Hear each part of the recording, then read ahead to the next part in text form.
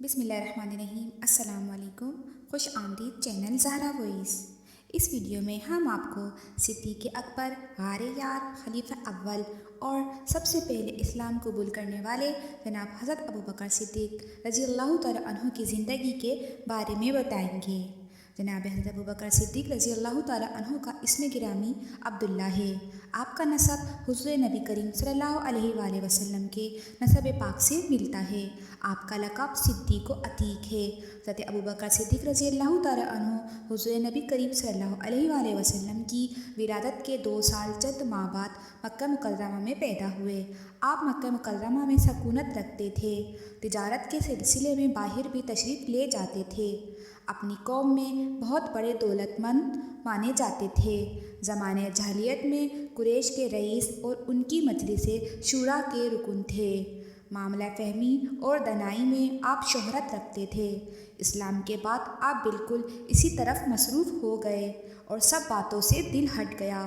زمانۂ جاہلیت میں آپ کا چال چلن نہایت پاکیزہ اور افعال نہایت متین و شائستہ تھے۔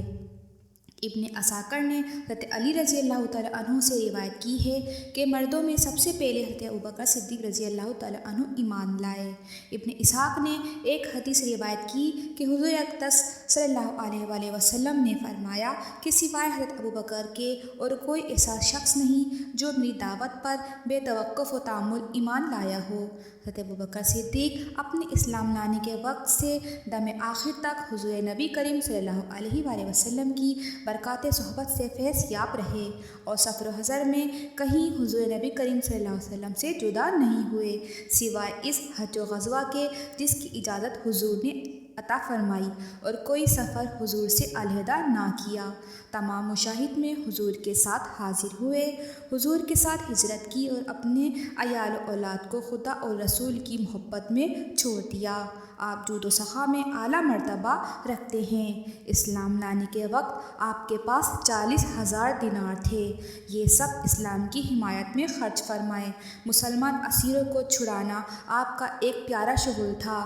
بذل و کرم میں حاتم طائی کو آپ سے کچھ بھی نسبت نہیں۔ حضور سید عالم صلی اللہ علیہ وآلہ وسلم نے فرمایا، ہم پر کسی شخص کا احسان نہ رہا، ہم نے سب کا بدلہ دیا سوائے ابوبکر کے کہ ان کا بدلہ اللہ تعالیٰ روز قیامت عطا فرمائے گا، اور مجھے کسی کے مال نے وہ نفع نہیں دیا جو ابوبکر کے مال نے دیا۔ زہ نصیب صدیق کے کہ حضور انور نے ان کی شان میں یہ کلمے ارشاد فرمائے۔ حضرت صدیق اکبر صحابہ کرام میں سب سے عالم و ازکیٰ ہیں۔ اس کا بارہا صحابہ کرام نے اعتراف فرمایا ہے۔ قرأت قرآن، علم انصاف، علم تعبیر میں آپ فضل جلیل رکھتے ہیں۔ قرآن کریم کے حافظ ہیں۔ اہل سنت کا اجماع ہے کہ انبیاء علیہ السلام کے بعد تمام عالم سے افضل حضرت ابوبکر صدیق ہیں، ان کے بعد حضرت عمر ہیں، ان کے بعد حضرت عثمان غنی، ان کے بعد حضرت علی، ان کے بعد تمام عشرہ مبشرہ، ان کے بعد باقی اہل بدر، ان کے بعد باقی اہل احد، ان کے بعد اہل بیت اور پھر تمام صحابہ ہیں۔ حضرت صدیق اکبر کی شان میں بہت آیتیں اور بکثرت حدیثیں بھی ہیں جن سے آپ کے فضائل جلیلہ معلوم ہوتے ہیں۔ بکثرت آیت و احادیث آپ کی خلافت کی طرف مشیر ہیں کہ میں نبی کریم صلی اللہ علیہ وآلہ وسلم نے اپنی زندگی میں ہی فرما دیا تھا کہ میرے بعد خلیفہ حضرت ابوبکر صدیق ہوں گے۔ حضرت ابوبکر صدیق تمام صحابہ کرام میں سے قرآن کریم کے سب سے بڑے عالم تھے، اس لیے صحابہ کرام نے حضرت ابوبکر صدیق کے احق بالخلافہ ہونے کا استدلال کیا۔ حضرت ابوبکر صدیق کا زمانۂ خلافت مسلمانوں کے لیے ذل رحمت ثابت ہوا، اور دین مصطفیٰ کو جو خطرات عظیم اور ہولناک اندیشے پیش آ گئے تھے وہ حضرت صدیق اکبر کی رائے صاحب تدبیر، صحیح اور کامل دینداری و زبردست اتباع سنت کی برکت سے دور ہوئے۔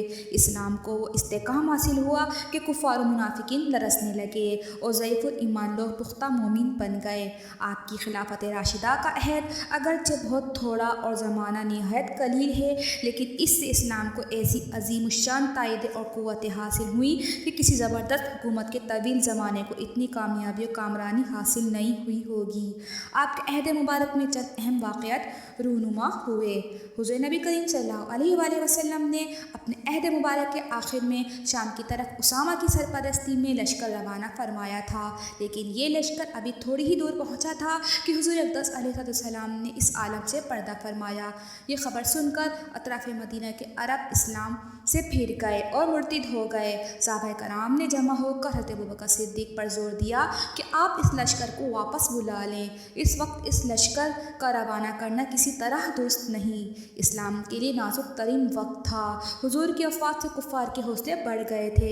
صحابہ کرام نے بھی اعتراف کیا کہ اس وقت اگرچہ صدیق کی جگہ دوسرا ہوتا تو ہرگز مستقل نہیں رہتا اور مصائب و افکار کا یہ ہجوم اور اپنی جماعت کی پریشان حالت مبہوت کر ڈالتی، مگر اللہ اکبر، حضرت صدیق اکبر کے پائے ثبات کو ذرا بھر لغزش نہیں ہوئی اور ان کے استقلال میں ایک شمع فرق نہ آیا۔ آپ نے فرمایا کہ اگر چرند میری بوٹیاں نوچ کھائیں تو مجھے یہ گوارا ہے، مگر حضور انور سید عالم علیہ السلام کی مرضی مبارک میں اپنی رائے کو دخل دینا اور حضور کے روانہ کیے ہوئے لشکر کو واپس کرنا ہرگز گوارا نہیں، یہ مجھ سے نہیں ہو سکتا۔ چنانچہ ایسی حالت میں لشکر روانہ فرما دیا۔ فضل الہی سے یہ لشکر ظفر پیکر فتح یاب ہوا، رومیوں کو شکست ہوئی۔ جب یہ لشکر واپس آیا، وہ تمام قبائل جو مرتد ہونے کا ارادہ کر چکے تھے اس ناپاک قصد سے باز آئے اور اسلام پر صدق کے ساتھ قائم ہوئے۔ آپ کی خلافت مبارکہ کا ایک اور واقعہ یہ بھی ہے کہ حضور نبی کریم صلی اللہ علیہ وسلم کی وفات کے بعد عرب کے بہت سے گروہ نے زکوٰۃ دینے سے انکار کر دیا۔ حضرت صدیق اکبر ان سے قتال کرنے کے لیے اٹھے۔ جناب عمر فاروق اور دوسرے صحابہ کرام نے وقت کی نزاکت، اسلام کی نوعمری، دشمنوں کی قوت، مسلمانوں کی پریشانی کا لحاظ فرما کر مشورہ دیا کہ اس وقت جنگ کے لیے ہتھیار نہ اٹھائے جائیں، مگر حضرت صدیق اکبر اپنے ارادے پر مضبوطی کے ساتھ قائم رہے اور آپ نے فرمایا، قسم باخدا جو لوگ زمانۂ اقدس میں ایک قسمہ کی قیمت بھی ادا کرتے تھے، اگر آج انکار کریں گے تو میں ضرور ان سے قتال کروں گا۔ آخرکار آپ قتال کے لیے اٹھے۔ آپ نے حضرت خالد بن ولید کو میر لشکر بنایا اور اللہ تعالیٰ نے انہیں فتح دی۔ آپ کے دور خلافت میں کچھ لوگوں نے جھوٹی نبوت کا بھی دعویٰ کیا، آپ نے ان کے خلاف بھی جنگ کی اور اللہ نے آپ کو فتح سے ہمکنار کیا۔ اسی سال صدیق اکبر نے حضرت خالد بن ولید کو سرزمین بصرہ کی طرف روانہ کیا۔ آپ نے اہل ایلا پر جہاد کیا اور ایلا فتح ہوا۔ کسرا کے شہر جو عراق میں تھے فتح ہوئے۔ اس کے بعد آپ نے عمر بن عاص اور اسلامی لشکروں کو شام کی طرف بھیجا۔ جمادی الاخر 13 ہجری میں واقع اجنا دن پیش آیا اور بفضل تعالیٰ مسلمانوں کو فتح ہوئی۔ اسی سال واقع مرج السفر ہوا اور مشرکین کو ہزیمت ہوئی۔ حضرت صدیق اکبر نے اپنی خلافت کے تھوڑے سے زمانے میں شب و روز فہیم و صحیح سے بدخوان اسلام کے حوصلے پست کرے اور ارتداد کا سیلاب روک دیا۔ کفار کے قلوب میں اسلام کا وقار راسخ ہو گیا اور مسلمانوں کی شوکت و اقبال کے پھریرے عرب و عجم بحر و بر میں اڑنے لگے۔ اس کے علاوہ آپ کے عہد مبارک کا سب سے زرین کارنامہ قرآن پاک کو ایک جامع کتاب کی شکل دینا ہے۔ جب آپ نے دیکھا کہ جہادوں میں صحابہ کرام جو حافظ تھے شہید ہونے لگے تھے تو آپ کو اندیشہ ہوا کہ اگر تھوڑے زمانے بعد حفاظ باقی نہ رہے تو قرآن پاک مسلمانوں کو کہاں سے میسر آئے گا۔ یہ خیال فرما کر آپ نے صحابہ کو جمع قرآن کا حکم دیا اور قرآن پاک کو ایک کتابی شکل دی، جو ہم مسلمانوں کے لیے ایک بہت بڑا تحفہ ہے۔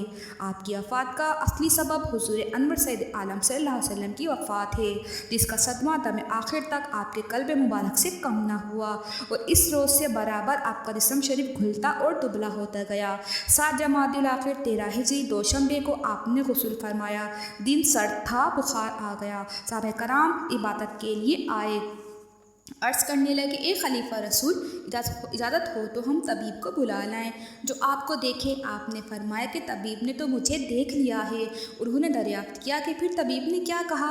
فرمایا کہ اس نے فرمایا، انی فعال لما ارید، یعنی جو میں چاہتا ہوں کرتا ہوں۔ مراد یہ تھی کہ حکیم اللہ تعالیٰ ہے، اس کی مرضی کو کوئی ٹال نہیں سکتا۔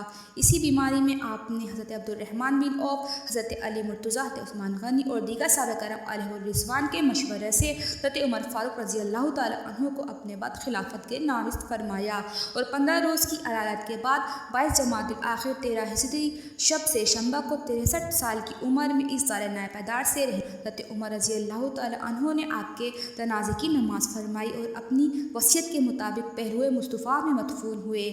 آپ نے 2 سال 7 ماہ کے قریب خلافت کی۔ آپ کی خلافت سے مدینہ منورہ میں ایک شور برپا ہو گیا۔